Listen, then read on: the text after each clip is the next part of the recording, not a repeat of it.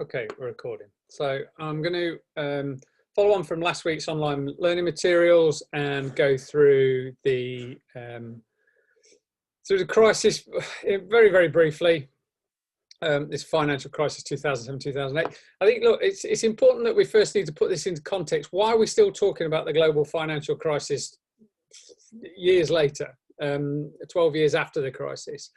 And the reason why we're talking about it is because particularly from our context in terms of talking about financial innovations, is that leading up to the crisis saw some really foundational financial innovations, changing in banking processes and so on and so forth. And as a consequence of that, there's been an acknowledgement by academics that really banking and finance has been perceived incorrectly. And you know, a lot of those innovations have been, because of the bricolage, have been slightly altered and have been changed again. So whereas before we got mortgage-backed securities and then collateralized debt obligations and related insurances, is that now we've got collateralized loan obligations and collateralized bond obligations, where the same processes of innovation and bricolage are ongoing. Now, whether or not that causes fragility or risk within the financial system would depend upon whether or not you can collect sufficient data in order to be able to run it through Minsky's program or Minsky's theories to see whether or not you've got Ponzi financing that's going on. But if you have corporations that are borrowing money in order to pay back their loans in order to be able to continue to fund share buybacks and dividends and other shareholder maximization processes, then there's evidence to suggest that all is not well in the financial system. Is that, simply put, finance is supposed to serve the productive economy? Well, we seem to be a million miles away from that. So that's one of the reasons why we look at the financial crisis. We can learn from the crisis, but it's also important to understand that crisis because of the foundational underpinnings that it has against quite a considerable amount of what you could describe as standard theory, orthodox theory about the way that banks work, the way that money works, the way that money enters the system, and so on and so forth. And if we start to do that, then really you're starting to critique the whole edifice of how the financial system works. So, yeah. So let's look at the subprime bubble very quickly, in brief. Let me just say that before I go on from here is that it's probably best, because there's over 100 of you online at the moment, so it's probably best that you don't shout out any questions. So please chat any questions in that you've got. I'll hang around briefly at the end if anybody's got any pressing issues.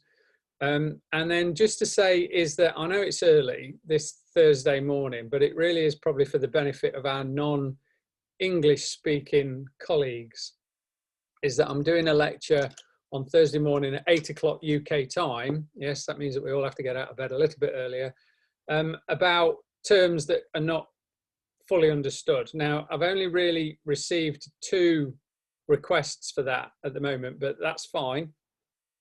And they are related to the notion of mortgages, mortgage-backed securities and collateralized debt obligations. So I'll go through that process again on Thursday morning at 8 o'clock. I will record it and post it for those of you that decide that actually you prefer your sleep. I get that, and then rather than turning up. But if you want to go through that in more detail and a bit slower, and I'll try and break it down as simply as I possibly can do, then I'm going to do that on Thursday morning. Right, back to the script of today. So the subprime bubble, and it follows very much Minsky's description, is that you end up with a rapidly escalating part of speculation into mortgages. Mortgages are important in banking because of the fact that they're big loans and there's lots of them and they're very profitable.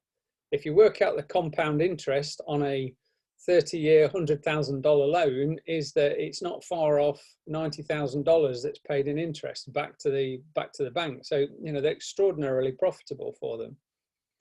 Because of the demand for mortgages, is that once you've sold everybody who can wants a mortgage, what do? Well, then you start to expand your market by approaching the subprime mortgages, but by basically mixing up the good ones with the not so good ones, is that you still maintain the integrity of the overall investments. And we'll talk about that more on Thursday morning. But because of the demand for mortgages, is that we've started to move into the territory now of selling mortgages to people that are risky. I've got low credit ratings. So the FICO score below 620, that is a credit rating score, and below 620 is not great. I mean, below 620 is that people are really living paycheck to paycheck. Okay. But as it says on there, is that between 2004 and 7, 20 to 25% of all mortgages issued were designated as being subprime. And the bubble is fueled by investment banks who are securitizing the loans. Okay, so I mean, basically securitizing means selling it off to somebody else. But alongside that is that what you do have is that you've got banks that are leveraging their own trade. So they're borrowing money up to the rate of $40 to $1. So for whatever money they've put into the securitization of the mortgage-backed security, is they're borrowing a lot of money in order to be able to finance the whole operation, to buy more mortgages and to securitize them on. So you've got a sort of like a dangerous kind of combustible mix here between banks and investment banks securitizing, issuing or buying up mortgages, but borrowing money to buy the mortgages. They're not using their own equity, their own collateral.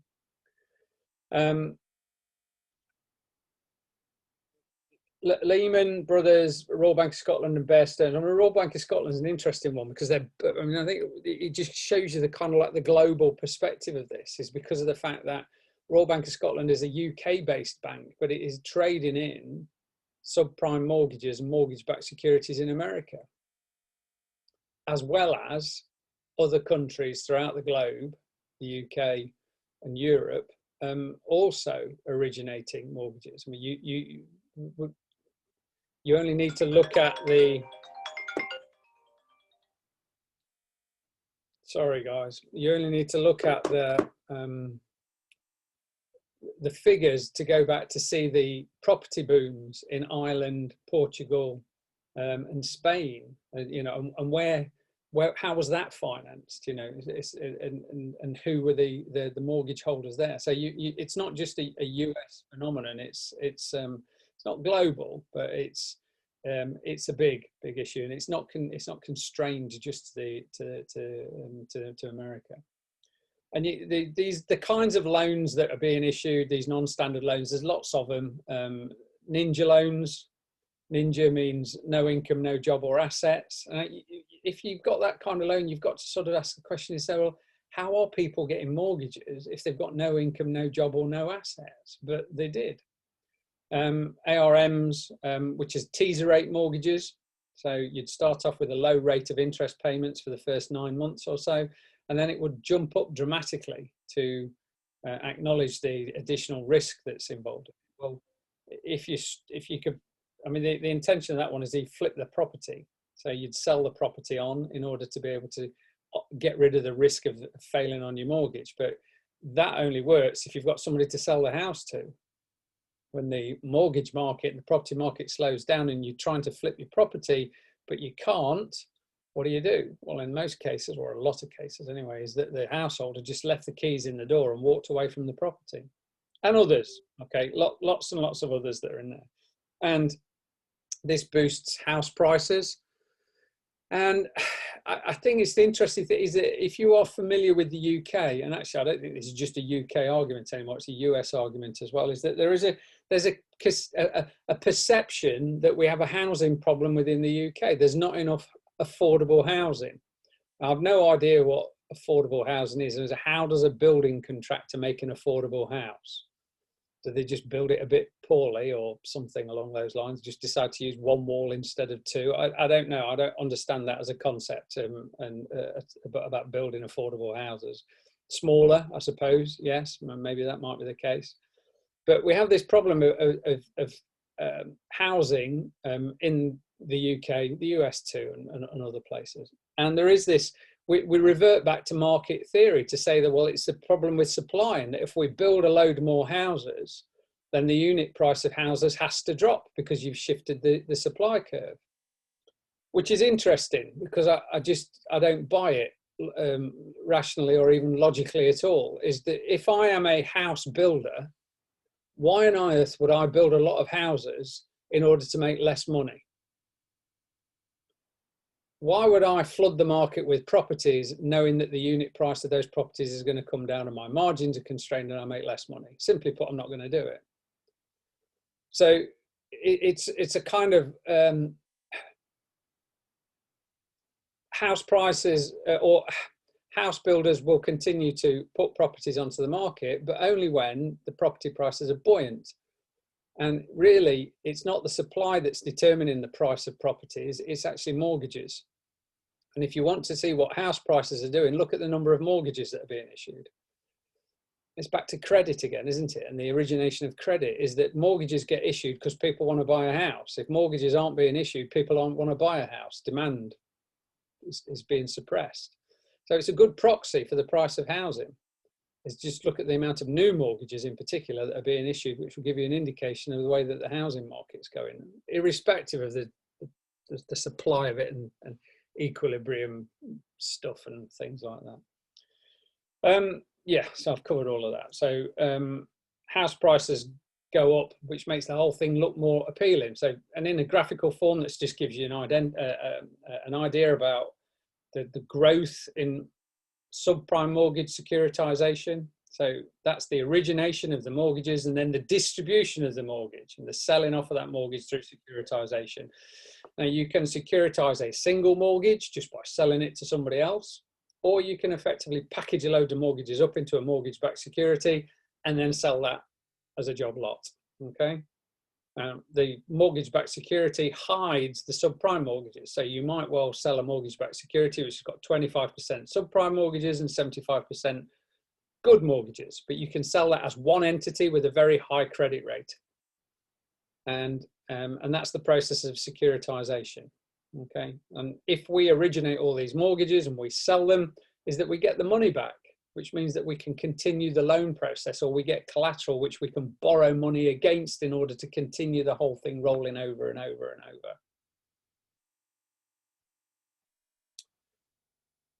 And then what happens when the bubble bursts? Well, defaults start to rise in the first quarter of 2007 as teaser rates basically start to kick in.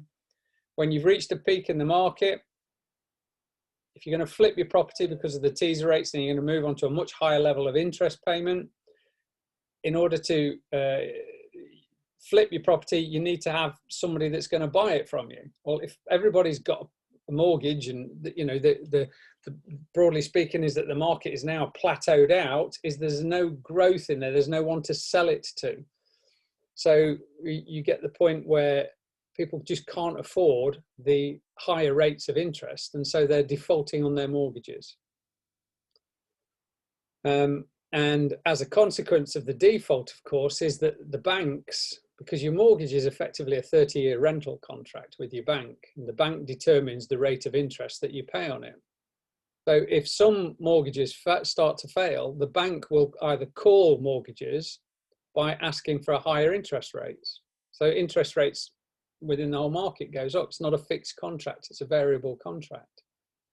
Securities backed with the subprime mortgages start to lose their value as a consequence of them. And then you get what's known as the great unwind. Financial institutions try and offload the mortgage-backed securities and the CDOs as the defaults rose. The value of the assets fall quite sharply, which means that the assets of the bank falls quite sharply. I've got a text message here. If subprime mortgages represents 25% of the total, why would higher default rates have the potential to bring down the economy entirely? Well, it didn't bring down the economy. It just failed on the mortgage-backed securities. So if the rate of money that's coming into it, because you know these things are all quite highly leveraged, if that slows down, is that then only maybe the top tranches of the CDOs will get paid, which will mean that all of the ones underneath it don't get paid. So the CDO in effect is starting to fail. It's not the collapse of the CDOs and the mortgage-backed securities that brings down the economy. I'll come on to that later. That's the next step of the debate. Just another thing I've just realised there is that please don't text me or chat me privately, because people now have no idea why I've done what I've just done. Okay, so if you chat so everybody can see the question that you're asking, it just makes it a lot more understandable.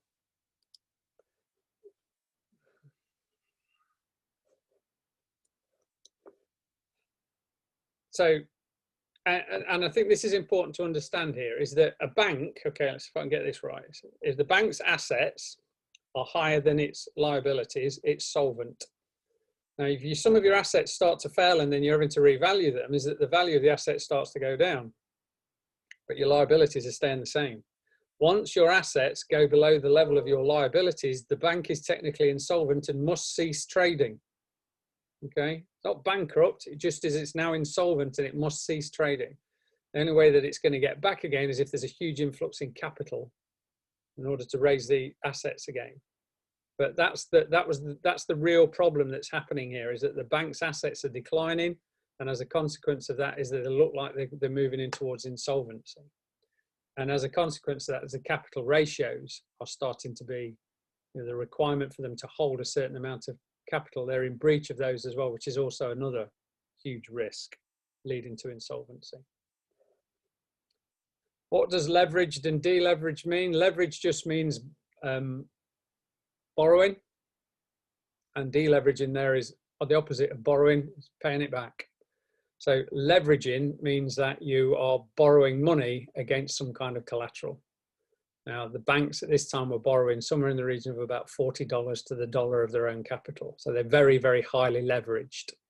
Deleveraging means that you're paying it back again. What's the meaning of the Great Unwind? The Great Unwind is what happens when, it was the term that was used for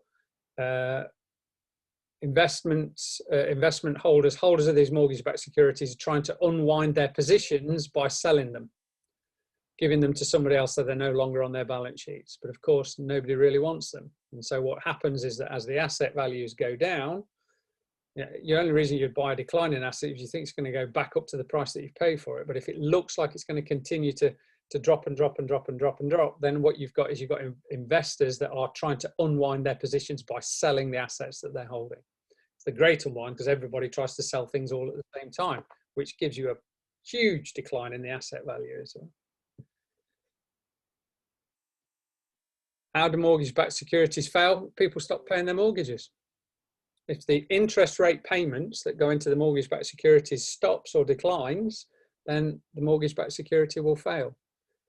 Now, you tranche them, okay, so that you get, like the champagne glass, is that the top mortgages get paid first. They might succeed, but the ones below that might fail. And eventually, maybe the top ones will fail as well. It depends on the amount of default that's going on.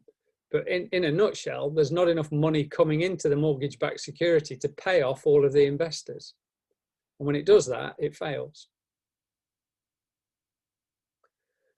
Securitized means selling it off. I've also given you a definition of securitization on one of the online learning materials pages, Spark pages, where I give you a lexicon of financial terms.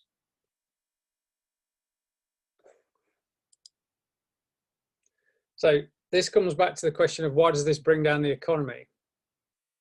Well, you've got serious concerns about risk and solvency, and this causes effectively what's known as a credit crunch or a liquidity crisis. Now, banks rely upon other banks in order to be able to continue to do their work. Thank you, Nicholas. banks require other banks in order to be able to continue to trade is that overnight, banks will borrow from other banks. Now, why do they need to borrow money from other banks? Well, they have reserve ratios. And if they're below those reserve ratios, then they'll need to make up their reserve ratios. And so what they do is that they just borrow money overnight from other banks. Or they can borrow from the central bank, or they can borrow reserves from the central banks as well. Ratan says, wouldn't the great rating agency be able to find out credibility of the individual securities and mortgage-backed security ratings? Well, they rated them as being AAA. They rated all of these mortgage-backed securities as being very secure, principally because of the packaging and the portfolios that were put together by the investment banks. The maths showed that they were secure. In practice, they're not, because, as I've said before, in the maths, you're calculating a probability, a normal probability curve. Yeah. And then within that standard thing, you've got 67% of all observations that fall within one standard deviation. It goes out and out and out and out and out. Well, at the time of the fact that these things started collapsing, they calculated it was 25 standard deviations away from the mean, which is one in the lifetime of the universe, which is preposterous. It's just nonsense. These events were observable or knowable if you'd have been looking at the right data set, but people were looking at the fact that this was evidence, is that the great moderation, you know, as Minsky predicts, is that you see these growing economy, and the moderation, everything seems to be tending towards stability as evidence that markets were moving towards equilibrium. Okay, so the credit rating agencies would, if they'd have been able to sit down and look at all of the mortgages that were in something. But what you've got is that you've got something which is rated at credit A, AAA, being amalgamated with something else that's being rated at AAA. Why would the ratings change in it? And furthermore, is that the rating agency get paid if they've provided a successful rating to whoever wants the rating. So if we take our mortgage-backed security to Standard & Poor and they give it a AA, we say thanks very much. So then we go to the next one and they give us a rating of AA. I said, thank you very much. And we go to the third one and we say to them, look, we've been to the other two rating agencies. They've given it a AA. We don't think that's very good. So see what you can do. And they come back with a AAA rating. We say, thank you very much. And we pay them. We didn't pay the other two. They don't get paid for unsuccessful rating. So there's something that's built into the system which says that give as favorable a rating as you can do, because that's how you're going to make money. And everybody wants to make money out of this big pile of mortgages, because, you know, it's an indication that the market's working effectively and we should all be able to make money out of it as everybody else is. Why shouldn't we? And that's what happened. So let's go back to the story, is that because banks need other banks to lend them money overnight. And the way that you'd get that money is that you would get it if you could put up collateral. So let's say Barclays go to Royal Bank of Scotland. We say, we need to borrow 50 million overnight, please. Royal Bank of Scotland go, yeah, LIBOR rate, London interbank overnight rate is, which is the rate that banks charge each other for the loans, is 3.3%. Are you okay with that? Yep, we're fine with that. No problem at all. So that's £50 million at 3.3% overnight. What collateral have you got? Well, we've got these mortgage-backed securities, or CDOs. And RBS says, well, we're not taking them. We don't believe that they're good collateral. What else have you got? Well, I haven't got anything else. I'm sorry, can't lend you the money. So in effect, banks stopped lending money to each other. And that's what we refer to as the credit crunch. So once the banks have stopped lending each other money, we're remembering that they needed influxes of capital to offset the decline in asset prices of the mortgage-backed securities. And it looks like all the banks are about to go insolvent at the same time. Because of the risk, LIBOR rates go up, not to try and accommodate provisions of loans, but they go up in order to be able to protect the bank that's lending them. Okay, so banks hoard capital, they stop lending to each other and also to other businesses, as you've started to go down into that sort of very conservative or that recessionary phase of Minsky's cycle. And the government, therefore, is forced to step in and provide liquidity to markets and restore governments, i.e. it either bailed out the banks through taking them public, bought them and made them public entities, or provided them with lines of credit loans. And in most instances, it was, well, in the UK, we did a selection of both. In the US, they provided banks with loans of credit, lines of credit. The only bank in the UK that didn't accept a line of credit or a loan was Barclays Bank, but it took money off the Kuwaiti royal family in order to bail that out. It was a substantial loan. Many of the senior executives also decided to take a chunk of that loan for their own private gain as well, and are currently facing that as a court case of fraud in the High Court in the UK. What would have happened if the banks were allowed to fail? Well, I think that's interesting. And we don't know. I can only presuppose what would have happened if the banks were allowed to fail. The banking system in Iceland was allowed to fail, all of it.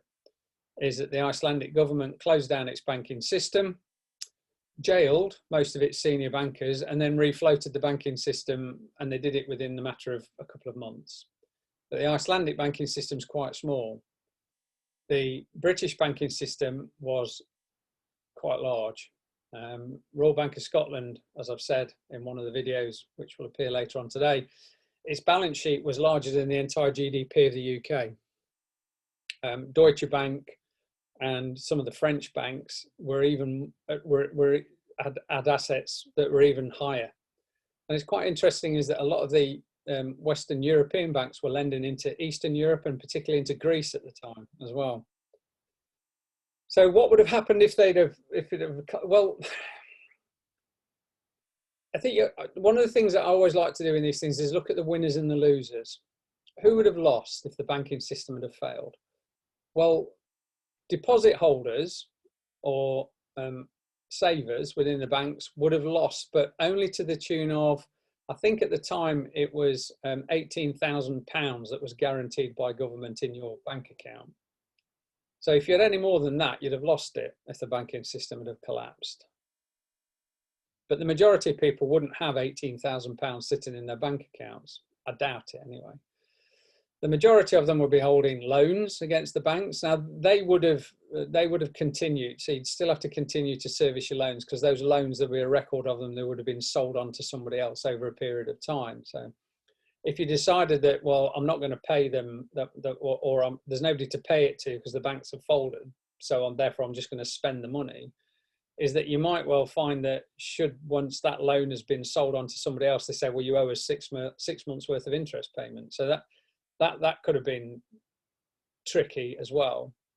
But the bulk, who would the real losers have been? Well, maybe not even senior bankers. The very senior bankers, perhaps, they'd have lost their jobs and their pensions and so on and so forth. But the banking system would have to have been reinvented, recreated. So they would have found work eventually, maybe not at the same level or on the same terms or whatever it is, but they would have found work eventually after a period of insecurity. But the real losers would have been the shareholders of the banks because they'd have lost their stake, wouldn't they? Is that the share price will just drop off the edge of a cliff and shareholders, their investments will be wiped out. Now, remember, if you go back to lecture 2 or week 2, when we talked about the transformationist perspective on globalization, is that it's about the relations of power. Financialization is about relations of power between, money is about relations of power between debtors and creditors. The powerful people hold stock in banks. The wealthiest people, the biggest institutions, hold stock in banks. Now, if the banks had collapsed, imagine the uproar that would have happened. So there's an argument to suggest that political institutions looked at the fallout, the potential fallout of the banking system collapsing, after Lehman's had collapsed, and thought it's just too horrific to contemplate. The alternative, therefore, is to bail them out. Now, we'll never know, and we can't accurately say what is likely to happen, But all of the above might well have contributed to the reason to bail out the banks. But factually and historically, banks were bailed out. And we've got exactly, there's been some slight consolidation, but by and large, the majority of the banks that existed prior to the global financial crisis and were partly responsible for the global financial crisis are still doing very well. Thank you very much. So it's a bit of a non-committal answer there, Azar, because really, so I don't know.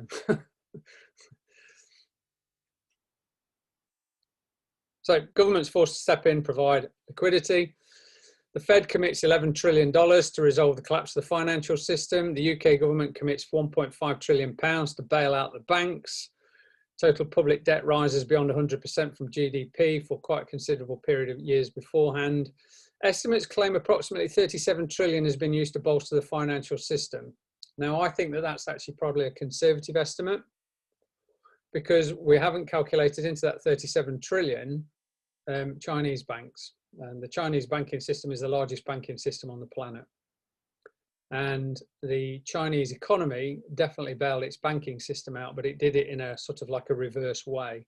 Instead of putting the money directly into the banks, the monies were put into municipalities, and municipalities issued further contracts, commercial paper, if you like, which bailed out the banking system.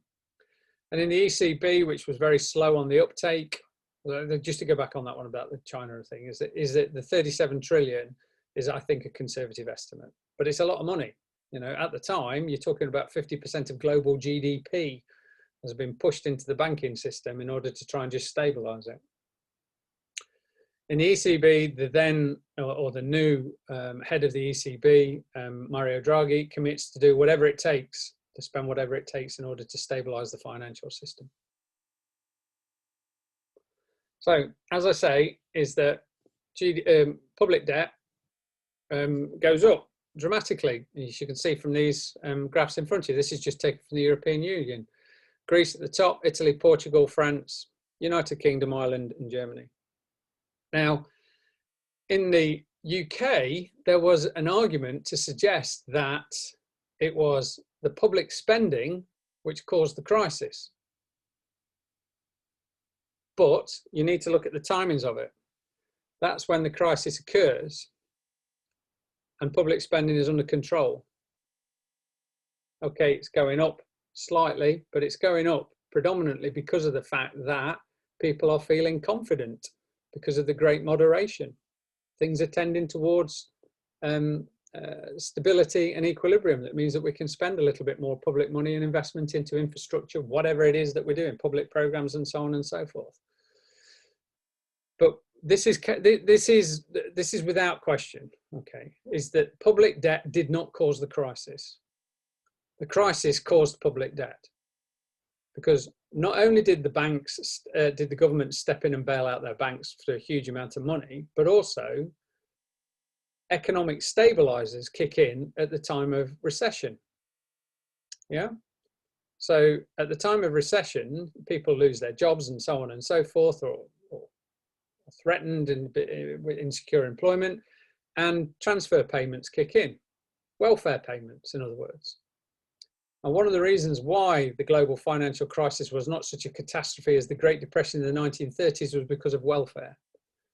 Is that the majority of the developed nations have got quite strong welfare safety nets, and as the economy starts to slow down, is that the transfer payments kick in, which means that you've got a double whammy. GDP is going down, public spending is going up. So the percentage of public debt to GDP is inevitably going to go up. And that's built into the system as a safety net, transfer payments. What measures did Ireland take in order to reduce debt much after 2012? Well, it was more to do with the fact of how Ireland calculated GDP. Is that Ireland decided to calculate the, not quite sure here whether it's the profit lines or the revenue streams of all of the multinational corporations that had been housed in Ireland as being GDP. They classed them as being exports. So they reconfigured the way that they calculated GDP to make the economy look bigger, in other words. So it's financial engineering. Why is China's banking system largest in the world? Probably because there's 1.4 billion of them. I would guess. It's a bit like, it doesn't mean it's just the largest in terms of the size of the banks and the balance sheets that the banks have. Doesn't necessarily make it the best banking system in the world. It's just the biggest. Let's not equate big with better or effective or that dreadful word that I hate, efficient. How do you know when a banking system's efficient? You don't. How do you know when a company's efficient? Well, if you look at microeconomics, the company is efficient when its marginal revenue is above its marginal costs. Apart from the fact that I don't know any solitary company anywhere in the world that either calculates its marginal revenue or its marginal costs. Gibberish. Most firms work out what its costs are, and then they charge a margin on top of its costs, and that's its price. When I used to work in brewing, we used to work out what everybody else charged for a pint of beer, and then we said, do you think we can charge that for our pint of beer? And that's what we did. That was as sophisticated as we went around in terms of like pricing. Efficiencies. Ugh, makes me shudder. So, public debt goes up as a natural consequence of crisis. Didn't cause the crisis, okay? And the response of central banks or of governments, basically there's two options that governments have got in order to try and correct this as a measure or correct this as a crisis. One is through fiscal policy and the other one is through monetary policy. Well, since the 1980s is that governments have been dominated by monetary policy, by a monetarist perspective. The 1980s, the death of Keynes, if you like, or Keynesian policies. Although, I think it's fair to say is that Keynes's ideas have never been fully implemented anywhere in the world. Is that Keynes wrote the general theory in 1933, which, as I think I've already said to you before, is the world's worst book. It's almost unintelligible, and Keynes knew it as well. So it's a terrible book. But along came somebody by the name of Hicks that synthesized Keynes's work so that it fitted into an equilibrium model. Now, Keynes didn't say that. Keynes was a disequilibriumist. He believed that government had a responsibility in order to try and operate the macroeconomy under policy for the benefit of the majority of its people. And Hicks put Keynes's theories into an equilibrium model, and that's what was adopted primarily, not Keynes's work, Hicks's work, or Hicks's reinterpretation of Keynes's work. But anyway, the 1980s, monetarism takes over, market economies, laissez-faire economies, or market fundamentalism, which is also known as neoliberalism, kicks over. And so governments look towards central banks in order to be able to correct the market. And one of the things that they do, or that they did, was to reduce interest rates. Is that interest rates as the price of money, says that if you reduce the price of money and interest rates, is then people will borrow more, apart from the fact that they didn't. So that should disprove that theory, shouldn't it? But of course it doesn't, because people will find all kinds of reasons as to why it didn't work in this particular situation, and so on and so forth, which means that you are effectively suggesting that there are outliers to your theory, not that the outliers disprove the theory, which of course is just not very good science. And there's plenty of evidence to suggest that actually the interest rates follow the market or follow the economy. So if the economy is growing high, then interest rates grow up. And again, you'd have to go back to our friend Mr. Werner, Richard Werner, who categorically and empirically proved that in a book that he wrote in 2005. So, but anyway, we go to interest rates. We look at interest rates as being a way of trying to correct the market, and that doesn't effectively work. But interest rates go lower and lower and lower and lower, to the extent actually that in certain parts of the world, Switzerland immediately springs to mind, is that interest rates dropped below zero. So interest rates actually went negative. This is a intellectual sort of abstraction that is beyond me to try and work out, but broadly speaking is that if the interest rates are negative that rather than being paid interest on your deposits, the bank is now charging you for holding your deposits. Now, if that sounds bonkers, it's not, because banks do charge you fees for holding your current accounts. So I personally, I do believe it'll only be a matter of time before you're actually charged an annual fee for your commercial, for your deposit accounts. Does the bank graph represent interest rates in the sense of the overall profit of the bank? No, it's interest rates. It's the interest rate that the central bank offers as its policy rate, or the Fed funds rate, or its discount rate. So it's the interest rate that is declared as being the central bank rate. And it's the amount of money that the central bank pays commercial banks who hold reserves at its bank. Okay, so if I'm Barclays Bank and I've got 100 million that's sitting in the reserves of the central bank, is that the central bank pays me a rate of interest on it, which is the interest rate payment that they charge, or they levy. And the lower it goes, then what it's saying is that it's less profitable for me to hold the money in that reserve account. So I'll get rid of it. I'll sell it. I'll lend it. So that's what the interest rate payment is. The interest rate payment is effectively, or is theoretically shown as being the price of money, supply and demand of money. Interest rate payment, so the price determines the quantity of money demanded, supplied, except the fact that it doesn't. Otherwise, lowering the interest rates would have stimulated the economy, and effectively it didn't. So we look at the interest rates, which means that the next thing that we've got is what's referred to as the new normal or unconventional central bank policies, which are very, very low interest rates and the provision of additional liquidity into the markets. Okay. Now, there's a video that I'll release later on today, which talks about how central banks made liquidity available into different markets. And it's quite technical. And there is a paper that's associated with it, which is even more technical. You don't need to know any of that. You just need to know is that central banks, having tried interest rate policies and seeing that they didn't work particularly well, started to make additional liquidity available to the market, in the belief that bank reserves drives lending, which again is disproven by Werner. Banks supply credit and they ration credit. If there's a demand for credit and banks will make money, they'll lend it. We've known this since the late 1960s. There's a paper by Alan Holmes, who works for the Federal Reserve in Louisville, that says that reserves do not constrain lending. Now, if you think about it in practical terms, is that banks lend, and if their reserve ratios are down at the end of the night, well, they just borrow the money off another bank.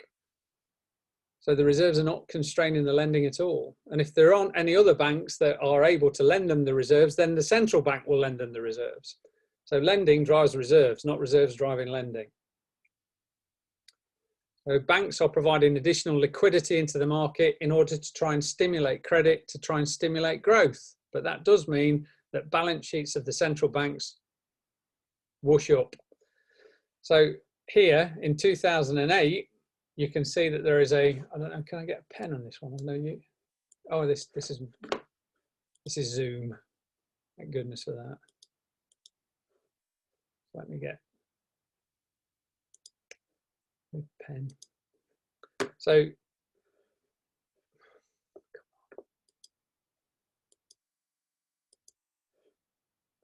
for some reason it doesn't want to work today. There we go. So you get, at the time of crisis, you get this huge increase in bank balance sheets, because what they've done is effectively loaned a lot of money to the banking system. That settles out and declines for whatever reasons.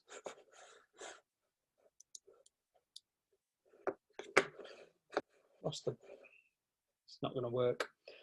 So you can see where we are. So it declines for whatever reason, and then the quantitative easing starts to kick in as the banks start to make liquidity available to the banking system. It increases the level of liquidity. It really dramatically goes up in 2011, and then it plateaus out. Now, I did a lecture 3 years ago, I think it was, at in the University of Manchester, and one of the guest speakers there was the agent of the Bank of England, and they were still buying assets. They were still effectively quantitative easing 3 years ago. So it never stopped, it just slowed down quite dramatically. I mean, since COVID has kicked in, of course, is that the quantitative easing has gone up dramatically again.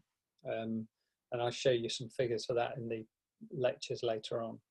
So you've got the credit crunch, banks stop lending to each other. There is effectively, the banking system grinds to a halt.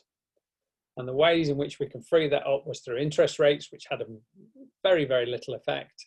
So the next thing the banks, the central banks, try to do is to provide liquidity back into the banking system through either loans, increasing reserves, or through buying assets that were held by financial intermediaries and by the banks themselves. So you get an asset to liquidity swap between the central bank and the main bank. So in other words, is that if I'm holding government bonds, but I need liquidity, I need cash, then I can exchange those bonds with the central bank, which I can then use that liquidity to continue my day-to-day businesses or use in order to be able to reduce pay off some of my loans, so that we're looking like we're more solvent and less insolvent.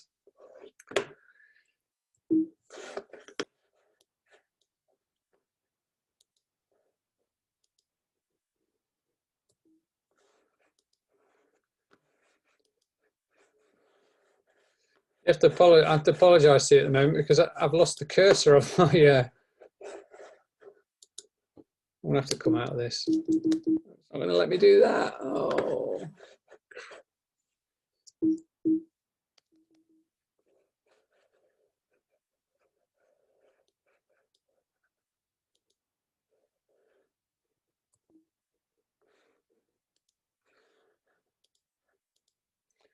Apologies. So we're back. So not only does the UK banking system, central banks engage in quantitative easing and its balance sheets balloon dramatically, happens across the world. Okay, this is just the 4 balance sheets of the big central banks, and at various times, various central banks engage in different policies and different practices, but the net result of it is the same: is that they are attempting to put liquidity into the banking system. They're trying to stimulate the money supply, they're trying to stimulate credit, and so on and so forth. So if there was ever, again, the idea that the money supply creates inflation, this should disprove it. Not only that interest rates are not the price of money, is that the money supply doesn't create inflation, because during this entire period there was no inflation. And at the moment, the money supply is way bigger than it was back at this time, and there's still little inflation in the system. Question here, from Azar, if the key to keeping the economy afloat is ensuring the liquidity of the banking system, why does Jerome Powell insist on cash handouts? Cash handouts to who, Azar? You can talk, it's just yourself. If you want to just come online and talk to me, I can see you there at the bottom of my screen.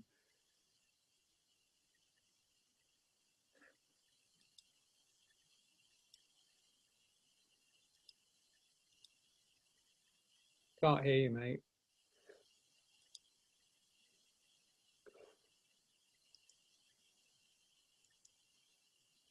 I'll wait while you type it in.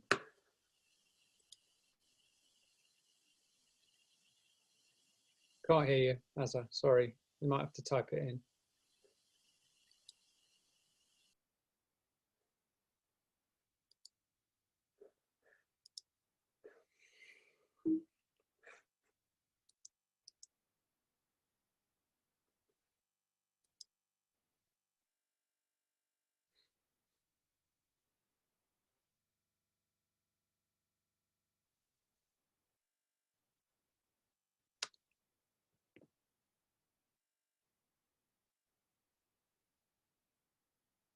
Bear with us, everybody else. We'll get there. We'll get to answer Azza's question.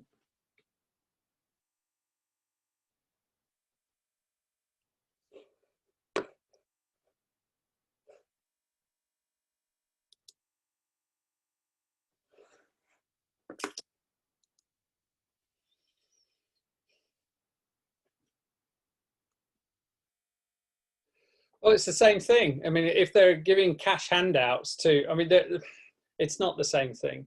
Is that at the moment what they're doing is in a lot of developing countries, developed countries, I beg your pardon, is that you've got a massive decline in the productive economy, where the majority of people work, which means that once you've got a decline in that economy, is that people's jobs are disappear.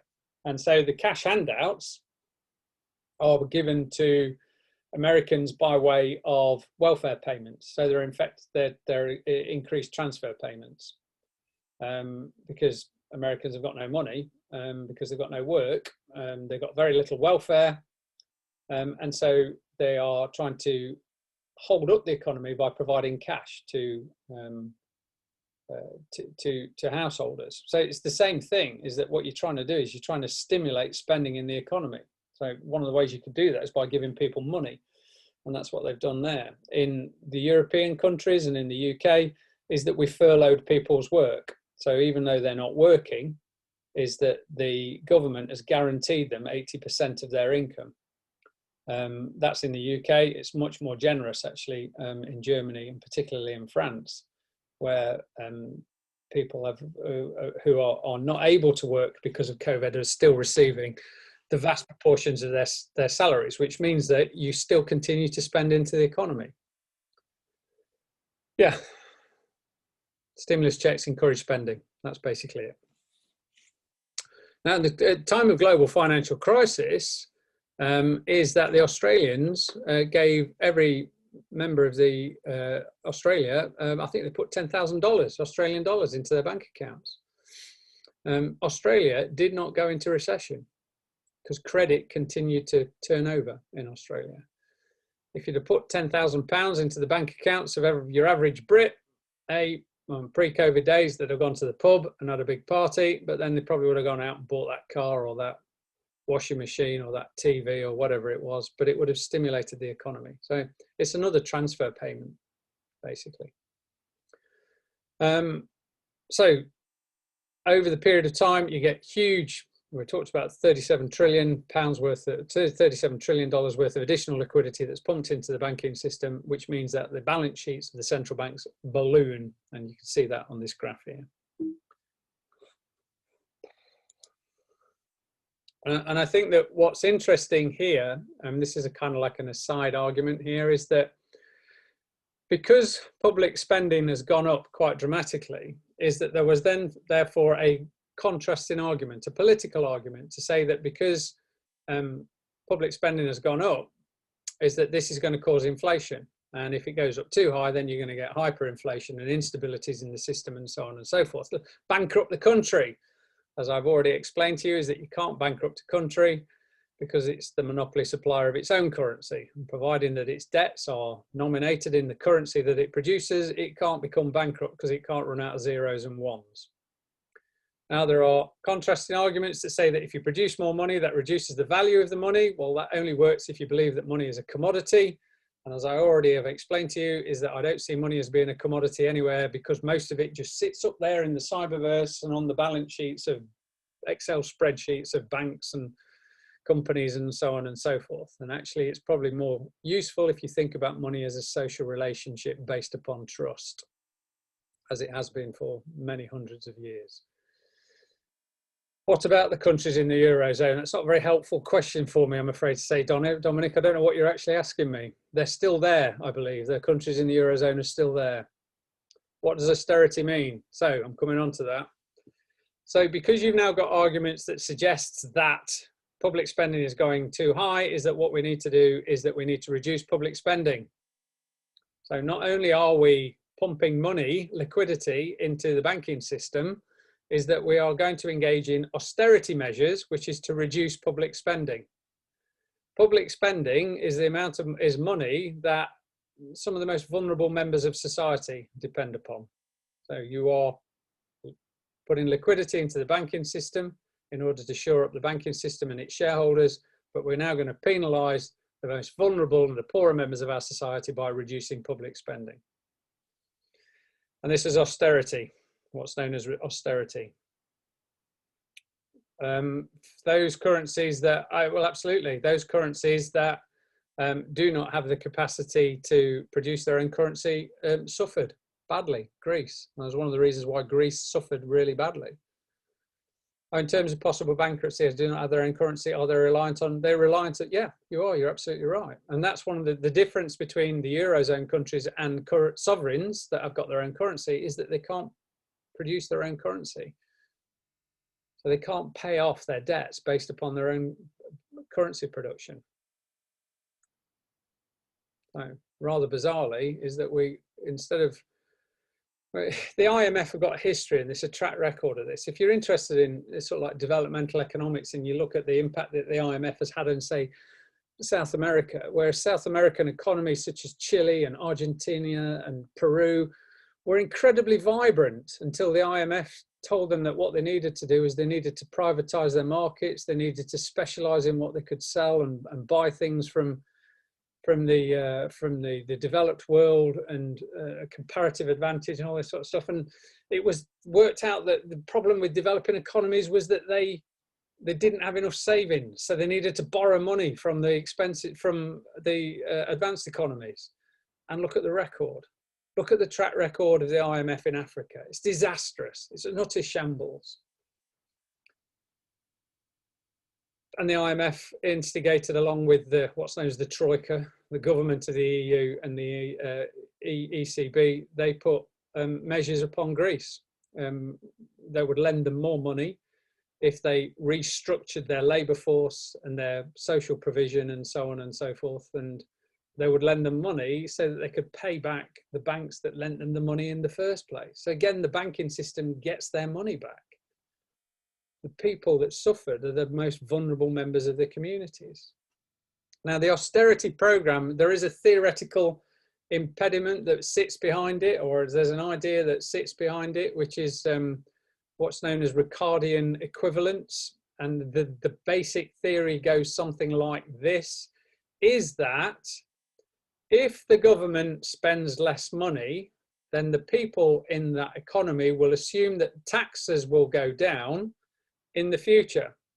So as a consequence of their declining tax rate in the future is that I can spend more money now, which is just a fabrication beyond anything that Lewis Carroll has ever made. Nobody thinks like that. If you're suffering, if you've got a lack of liquidity, cash now, you don't worry about what the tax rate's going to be in 2 to 3 years.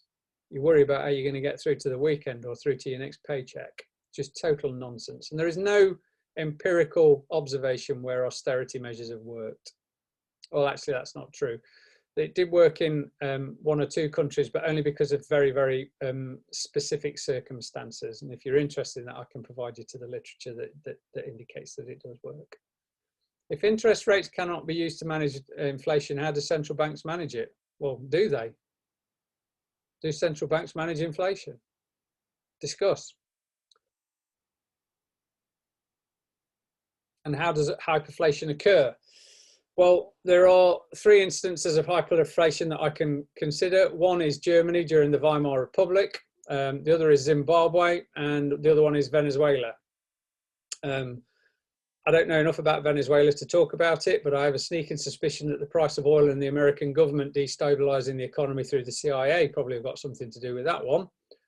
The Weimar Republic and the Zimbabwe are very similar in that the Weimar Republic in Germany occurs after the end of the First World War, when the productive capacity of Germany has been blown to smithereens. But they can't make anything. So what does exist? There are quite a lot of, there is a demand for those products and the prices go up. So it's a reduction in productive capacity. In Zimbabwe, exactly the same thing occurs in that the Mugabe government decided to take farms away from the people that were knowledgeable about running farms and give the farm ownership to people that know nothing about running farms.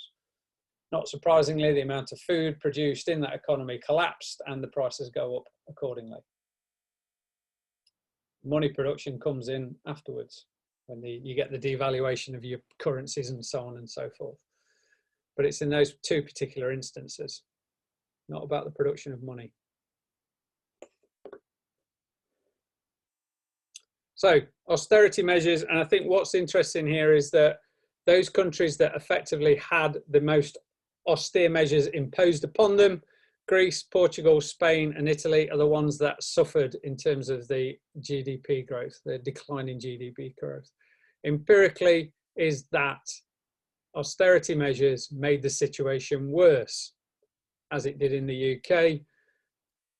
And broadly speaking, is that the more austerity measures that were put into it, is that the more the economy declined. Because when you look at GDP, how do you calculate GDP?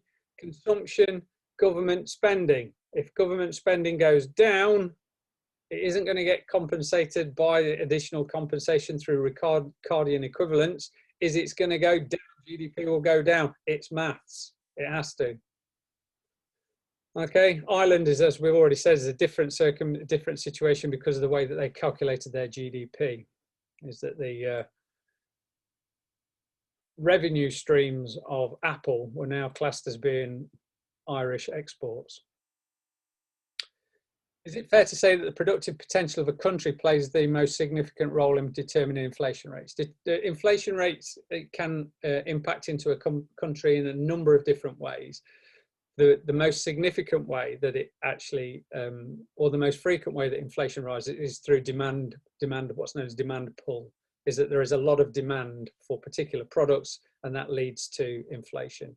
To give you an example of that, in the UK in the 1970s, is that the trade union movement was extraordinarily strong, and a lot of our industry was also centrally planned. And because of the strength of the trade union movement, is that they demanded higher and higher wage increases. And as they demanded higher and higher wage increases, and they got higher and higher wage increases, the price of everything went up. So they demand a higher pay increase in order to compensate for the fact that prices are going up, without acknowledging the fact that it's actually the wages are going up that's causing the prices to go up. So that's what's known as demand pull inflation. And that is the most common way that inflation enters into a system. If you look at median income rates in America, is that they haven't grown since the 1970s. If you look at wage rates in the UK, it hasn't grown certainly since the global financial crisis.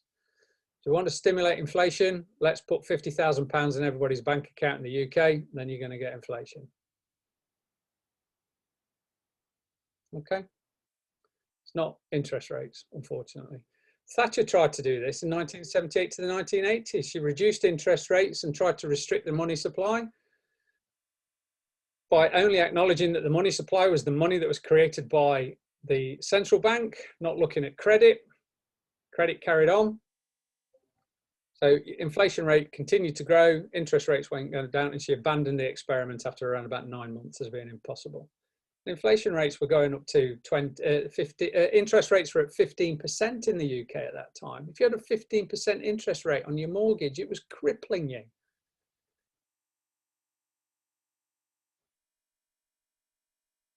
So that's the austerity, and that's the kind of like the side event to the main thing. But I wanted to highlight that because it just brings in quite a lot of the sort of like the background context to the conjuncture that occurs in Europe and across the West at that particular point in time. So there are 2 other videos which will arrive on your blackboards at 4 o'clock this afternoon. There's one where I've talked about the methods of quantitative easing, and what else is the other one that I did? Central banks and monetary policy I've talked about as well, a bit more. Okay, hopefully you'll enjoy those and you'll find those interesting. You're quite perplexed now as to what the role of the central bank actually constitutes too. Yeah, well, think about it. I mean, it's not, it does produce money supply. It's the banker to the government. It also extends lines of credit. Its primary role is the lender of last resort. It sets interest rates, which is an important part of the banking system because other interest rates are based upon the base rate. But LIBOR is probably more important than the base rate. Nobody gets a mortgage at base rate, do they? I mean, some mortgages might track base rate and so on and so forth, but it sets the basic inflation, the basic interest rate, which it charges to banks. It administers the payment system. It engages in foreign exchanges, foreign exchange. It provides stability to the banking system by setting things like reserve ratios and stuff like that. It does those stress tests. But its tool mechanism is interest rates and quantitative easing.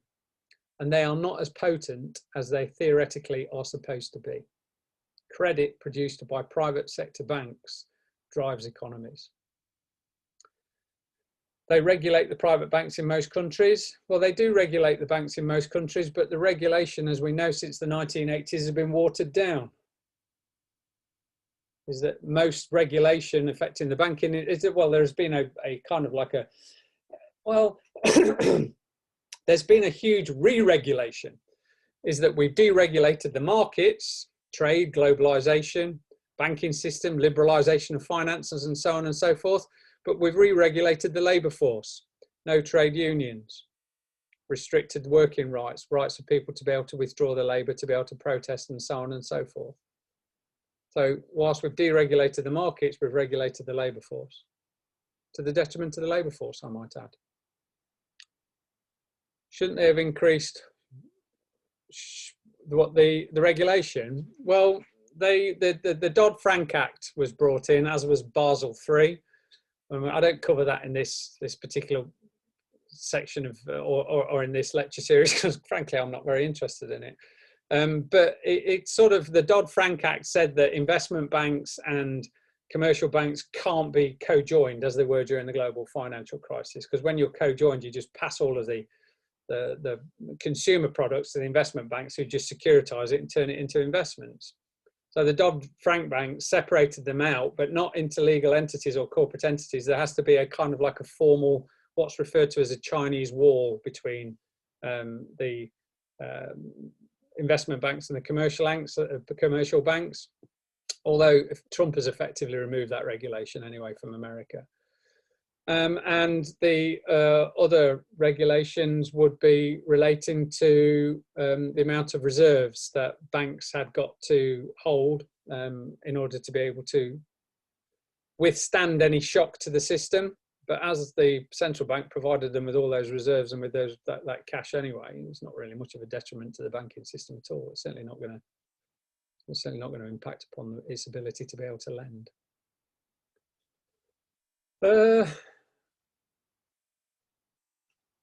They're usually in cooperation with government and first respondent and benefit receiver. Not quite sure what that means actually, Michelle. They work, or commercial banks work in hand with the government, or the central bank works in hand with government. Yes, they're an actor as a public policy. But, you know, the economy or economic policy is designed to create a bigger economy. Why? Why do we measure it in purely economic terms? Why don't we manage it in policy terms? Is that actually we would rather have people in work that earn a certain amount of money? There is an assumption that as the economy gets bigger, this was the question I asked you about GDP, as the economy gets bigger, everything gets better. You said in your reports, GDP measures the health of the economy. And I'll question, so how does it measure the health of an economy? It just measures the aggregate amount of stuff that's made in an economy. It doesn't even measure finance. Questions?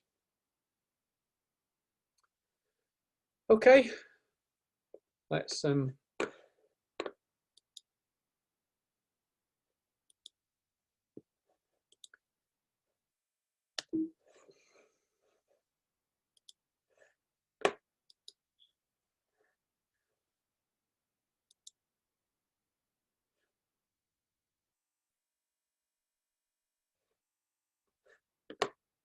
okay, as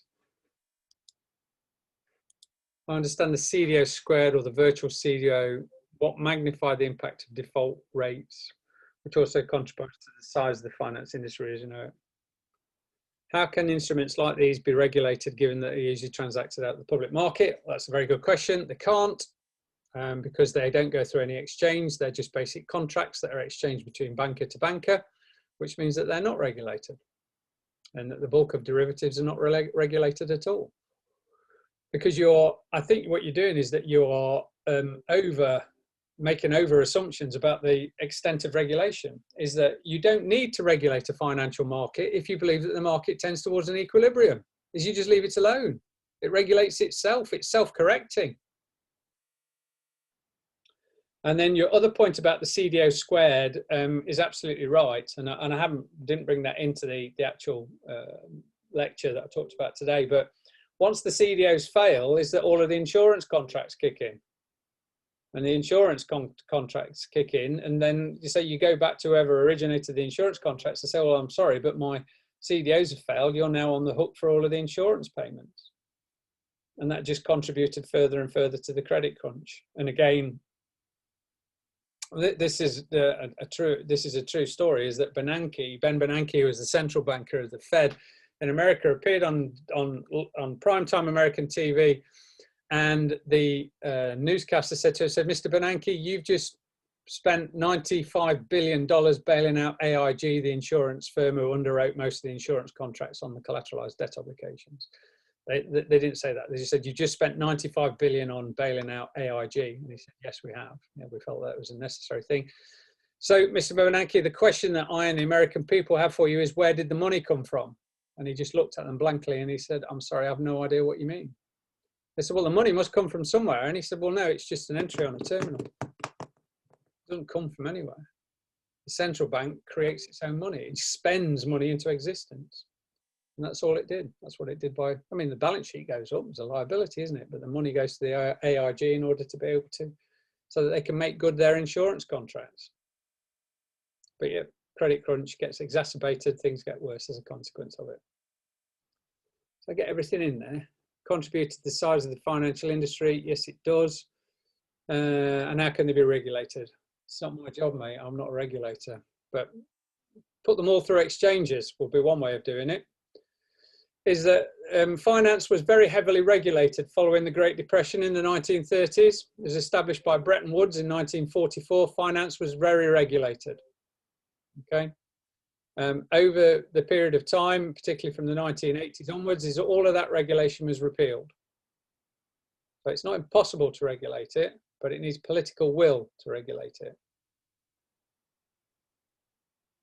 The period after Bretton Woods up to the late 1970s was what's known as the golden era of economy, where pretty much everybody in the world grew. Their economies grew when finance was regulated. Because if you regulate it, it's not used for speculation. Finance is used for productive purposes, developing technology, new products, and so on and so forth. It's not the case currently.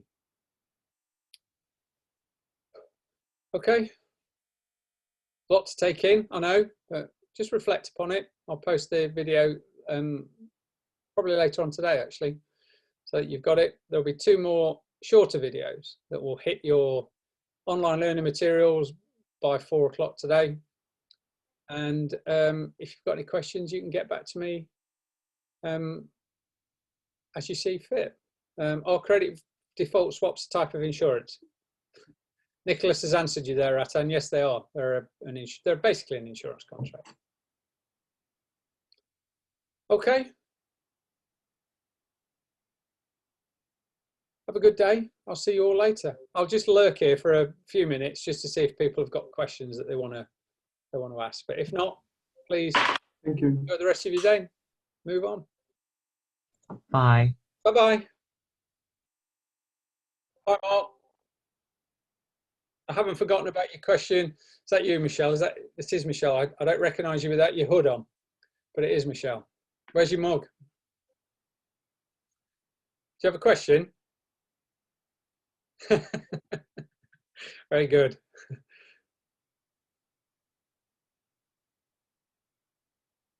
Mark, if you're still there, I haven't forgotten about your question about velocity of money. I'm working on it. Cheers. You're welcome. No problem. But it sounds similar to what you were saying about spending in the economy. Yeah. So the same thing, isn't it? Well, I think that one of the, if you look at the quantitative theory calculation, is that velocity of money is given as being a constant. And so when velocity in the economy has been declining, as it has been doing in the last few years, is it raises a question about the integrity of that, and therefore the integrity of the whole model of money. And it's that I was looking at, and I was trying to find out whether or not anybody had published anything which was a sensible description about, or a sensible analysis about the velocity of money. I mean, the point that you made and the point that he made in that podcast, I think is intuitively correct. But I'm just interested in whether or not somebody's actually got some meaningful data which actually says that the velocity of money is declining and why that is. And of course, because I am very much influenced by Werner, is that I go back to his work. But he hasn't written anything about the velocity of money, so I'm struggling a little bit now because I've got to go through and find out which perspective that they're all looking for. But it's been an interesting thing for me to do, so I'm quite happy to do it. And I haven't forgotten you, my friend, and I will get back to you in due course. I listened to Werner about like just about his general thoughts. Yeah. And then he said that the European Central Bank, he's like really negative on it, like extremely. And well, he's negative on central banks per se because he doesn't think that they add any value. Is that the people that add the value are the commercial banks. But Werner's perspective is that big banks make big loans. They're not interested in little customers because it's not sexy and there's not enough profit. So he has 2 points. Is that one, the government should issue credit by borrowing money off banks rather than off the central bank and issuing public debt. So actually they should borrow credit and then they should spend that credit into the economy, and that stimulates credit and GDP because now you've got credit guidances. And the other thing is that there should be smaller regional banks that lend to small regional businesses. And, you know, you'd have to say, well, that makes sense, doesn't it? You know, once you get beyond this sort of idea is that everything goes towards equilibrium and quantities of this and that and all the rest of it, which just confuses the issue. You know, people say, well, I mean, no market theorist can adequately explain exchange rates because it's all about the money of this and the money of that and the supply of this and the supply of that. You know, how does anybody know?